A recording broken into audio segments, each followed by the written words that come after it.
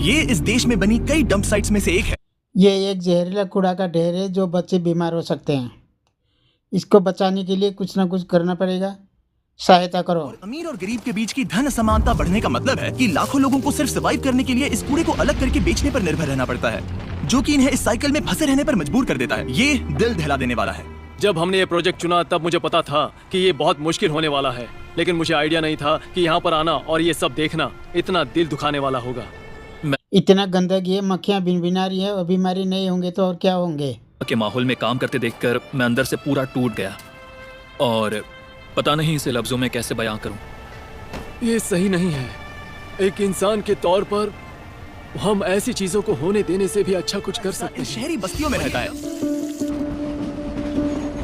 ये गरीबी और यहाँ रहने के हालात बेइंतहा कठोर हैं। ये लोग अपने घरों को एक रेलवे ट्रैक के पास बनाने में मजबूर हो गए हैं। रेल के पटरी के पास घर बना के हम बैठे महाराजा हुए हैं नाम और की एक कोई औरत से जगह अभी जमीन मिले नहीं जिन्हें है। ठंड की एक सुबह कोहरे की वजह से ट्रेन से टकराने पर पैर गंवाने पड़े थे। अगर सच कहूँ तो ये हमारा अब तक का सबसे दिल दुखाने वाला वीडियो है जो हमने बनाया है। और भले ही ये प्रॉब्लम सुलझाना लगभग नामुमकिन लग रहा है, यहाँ ऐसी एक ऑर्गेनाइजेशन है जो बदलाव ला रही है। ये है शाफकत। इंडिया जैसे एक देश में गरीब लोगों से इस तरह बर्ताव होता है क्योंकि वो कूड़े का काम करते हैं, तो समाज इसी वजह से उन्हें अलग समझते हैं। शाफकत तिल जला शेड के मैनेजिंग पोस्ट पर है। एक ऐसी ऑर्गेनाइजेशन जिसे उनके पिता आलमगीर ने 36 साल पहले बनाया था, जिन्होंने कई साल इस बस्ती में कूड़ा उठाने का काम किया था। पर वो समुदाय के पहले और उन चंद लोगों में से एक हैं जो पढ़ना और लिखना जानते हैं। फिर वो एक स्कूल टीचर बन गए और जल्द ही समझ गए कि शिक्षा की वजह से उनके लिए मौकों के कितने दरवाजे खुल गए हैं। और इसीलिए 1987 में उन्होंने हर एक कमजोर बच्चे को क्लासरूम में डालना अपना मिशन बना लिया। हर एक इंसान को जन्म से ही अधिकार होते हैं। काम मिलने का अधिकार, अनाज पाने का अधिकार, शिक्षा पाने का अधिकार। गरीबी समय नहीं देखती, वो हर दिन संघर्ष कर रहे हैं। क्योंकि उन्हें कभी कोई शिक्षा नहीं मिली, इसीलिए छोटे बच्चे क्राइम कर रहे हैं। हमें वो सभी मौके इन बच्चों के घर की चौखट तक लाने होंगे।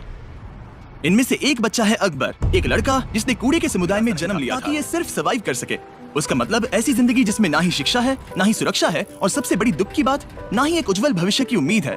लगभग 6 महीने पहले इसके पिता का देहांत हुआ था और उस वजह से परिवार पर बहुत प्रेशर आया था। अब इसकी माँ को कोई सहारा नहीं है और अब इतने सारे बच्चों के साथ पूरे परिवार को बहुत मुश्किल हो रही है। अकबर ने इस बाल मजदूरी की, इस गरीबी की, ऐसे प्रेशर की जिंदगी को नहीं चुना। किसी भी बच्चे को ऐसे नहीं रहना चाहिए। इसने गेट्स के बाहर से स्कूल देखे हुए हैं, पर कभी इसे क्लासरूम में अंदर जाकर बैठने का मौका नहीं मिला। ये 12 साल का था, पर ये कभी स्कूल नहीं गया। ये जानता नहीं था कि ठीक से लिखा और पढ़ा कैसे जाता है। तुम क्या बनना चाहते हो? इंजीनियर। इंजीनियर। ये कहता है कि मैंने रोड्स पर बहुत सारी चीजें देखी हैं, लोगों की गाड़ियाँ खराब होते हुए, लोग मदद मांगते हुए, पर कोई मदद नहीं करता। मुझे इनकी मदद करनी है। ऐसे हालात होने के बावजूद भी इसने कभी अपने पढ़ाई करने के सपने को नहीं छोड़ा। तो शाफकत ने अकबर को एक मौका दिया और उसका स्कूल में दाखिला करवाया। हासिल कर पाएगा, एक यूनिवर्सिटी में जा पाएगा और एक इंजीनियर भी बन पाएगा, जैसा उसने हमेशा सपना देखा है। ये पक्का करने के लिए कि तुम्हें वो हर एक मौका मिले, हम तुम्हारे परिवार को कुछ पैसे दे रहे हैं ताकि वो खाना खरीद सके। तुम्हें फिक्र करने की जरूरत बच्चों के करोगे भविष्य तो मैं बनाने तुम्हारे की स्कूल जाने कोशिश का हो रही खर्चा है। उठाऊंगा और मैं तुम्हारी इंजीनियरिंग डिग्री का भी खर्चा उठाऊंगा। ठीक है? प्रॉमिस? प्रॉमिस। डील? डील? ऐसे ऐसे सभी बच्चों से मिलने वाला था। आपको वो अनुभव कराने का मैं इंतजार नहीं कर पा रहा। जब बच्चे उस दरवाजे से दौड़ कर आएंगे, मैं उसे शब्दों में बयान नहीं कर सकता।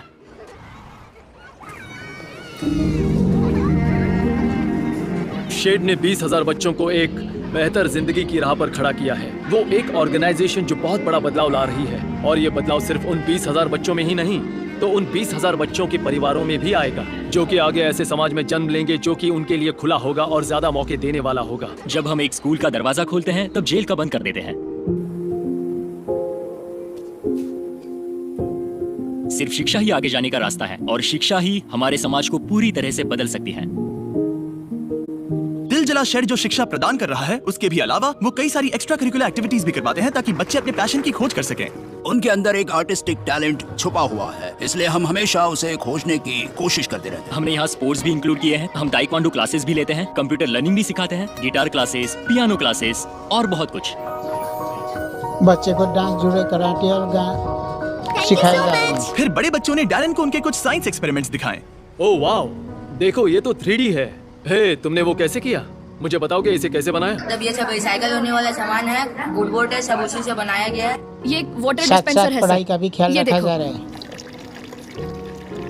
शायद ये बहुत जरूरी है कि हम समझे कि ये बच्चे कितने इनोवेटिव और रिसोर्सफुल हैं। इनके पास बहुत ही कम चीजें हैं, फिर भी ये इन्हें जो सामान मिलता है वो उसी का इस्तेमाल करके ये एक्सपेरिमेंट्स कर रहे हैं और ऐसा करके खुद को सिखा रहे हैं। इन बच्चों में इतनी क्षमताएं छिपी हुई हैं, फिर भी ऐसे बच्चों को अच्छी शिक्षा का मौका नहीं मिल पाता है। तिलजला शेड का अपने समुदाय पर इतना बड़ा असर करने के बाद भी ये प्रॉब्लम इतनी बड़ी है कि अकेले सुलझा नहीं पाएंगे। इस समुदाय की बहुत सारी जरूरतें हैं और बहुत सारा संघर्ष है। हमें हमारे काम को बड़ा करना होगा। हमारे जैसी ऑर्गेनाइजेशंस को संसाधन जुटाने के लिए हमेशा ही दिक्कतें आती हैं, बहुत दिक्कतें। और इंडिया की इस प्रॉब्लम पर एक लंबा इसे चलने हर वाला की वजह से सॉल्यूशन निकालने आपकी व्यूअरशिप ने बीस्ट फिलांथ्रोपी को सपोर्ट मिलने में मदद हुई है और एक रेसिपेंट होने के नाते हम बता सकते हैं हमें बीस्ट फिलांथ्रोपी से सपोर्ट और एक कमिटमेंट भी मिला है।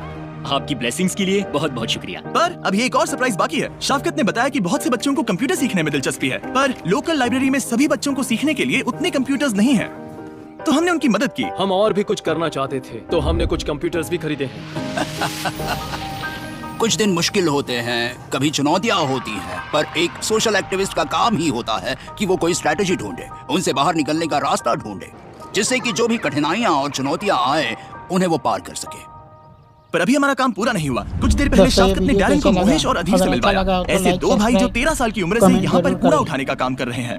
वो एकदम सुबह शुरू हो जाते हैं और लगभग 12-13 घंटे काम करते हैं और उनके बड़े परिवार है। यही काम हम लोग कर रहे हैं। चुनू के बच्चा लोग को सरकारी में पढ़ा रहे हैं और यही सब कर रहे हैं। मोहेश ने डैरेन को बताया कि उसे हर रोज कूड़े को घंटों तक उठाना पड़ता है और वो ये सब इस सपने के साथ करता है कि एक दिन वो अपने बच्चों को स्कूल में भेज पाएगा। $5-6 में एक परिवार चला पाना इन्हें बहुत मुश्किल होता है क्योंकि ये बहुत कम पैसे है, बहुत कम। फिर मोहेश ने डैरेन को अपने परिवार से मिलने उसके घर बुलाया और उसे घर पे क्या दिक्कतें आती हैं उसके बारे में डैरेन ने और भी जाना। यहाँ अंदर बहुत ज्यादा गर्मी है और ये यहाँ का सबसे गर्म वक्त भी नहीं है। ये एक्चुअली ठंड के मौसम के आखिरी कुछ दिन है और यहाँ सच में बहुत ज्यादा गर्मी है। गर्मी की वजह से खाना खराब होने से बचाना मोहेश के लिए बहुत चुनौती भरा हो जाता है, जिस वजह से कभी कभी उसे और अधीर को भूखे पेट ही काम करना पड़ता है, जिससे इस काम को पूरा करना लगभग नामुमकिन हो जाता है। अपने परिवार का ख्याल रखने के लिए तुम जितनी मेहनत करते हो वो देखकर हम तुम्हारी थोड़ी मदद करना चाहते हैं, इसलिए हम तुम्हारे लिए एक नया फ्रिज खरीदेंगे।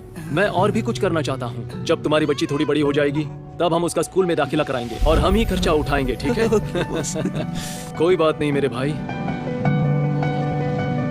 जब बीस्ट फिलैंथ्रोपी ने पहली बार डोनेशंस लेने शुरू किए थे तब हमने एक भी इंटरनेशनल प्रोजेक्ट नहीं किया और ना ही हम वैसा कुछ करेंगे ऐसी कभी बात की थी। पर पहले हफ्ते में ही जिस देश ने बीस्ट फिलैंथ्रोपी को सबसे ज्यादा डोनेशंस दिए थे वो इंडिया ही था और ये इंडिया के लोगों की असाधारण दया और उदारता को दर्शाता है। और तब से ही यहाँ पर बीस्ट फिलैंथ्रोपी के साथ आना और उतनी ही उदारता दिखाना जितनी यहाँ के लोगों ने हमें दिखाई थी वो मेरे लिए बहुत जरूरी बन गया था। मैं एक बहुत बड़ा शाउट आउट देना चाहूंगा स्मिथ ब्रदर फैमिली फाउंडेशन को। जब डैरेन को पता चला कि बहुत सारे बच्चों को हर रोज खाना नहीं मिलता तो उसने अपने कुछ दोस्तों के साथ एक बहुत ही जेनरस अमाउंट डोनेट किया, जिसकी मदद से हम 80 परिवारों को 2 साल तक खाना दे सकते हैं।